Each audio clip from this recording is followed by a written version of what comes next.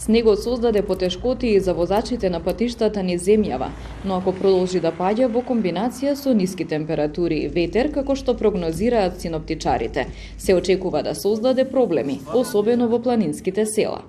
Граѓаните кои живеат во повисоките места во вакви ситуации треба да поседуваат залихи од храна и лекови, додека оние кои патуваат да имаат доволно гориво во возилата, апелираат од Центарот за управување со кризи.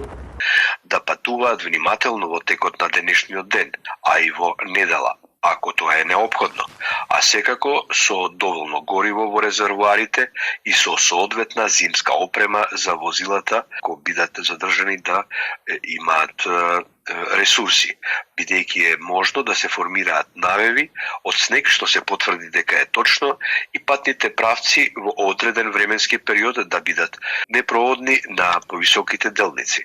Подсетивме и апелиравме дека луѓето кои живеат на повисоките места треба навреме да се снабдат со основни намирници, храна и лекови.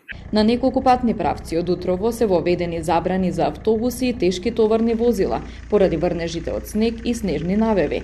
За другите возила задолжителна е зимска опрема. Забрана за тешки товарни возила од 4 часот има на патот од Гостивар кон Стража, Кичево, и од Маврово кон Девар.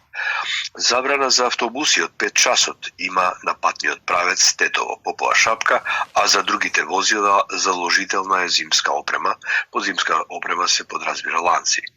Поради силен ветер, големи наноси на снег имало на потегот од село Рогачево до граничен премин Јажинце и од 8 часот утрово е воведена забрана за автобуси и за тешки товарни возила, а за останатите возила е задолжителна зимската опрема.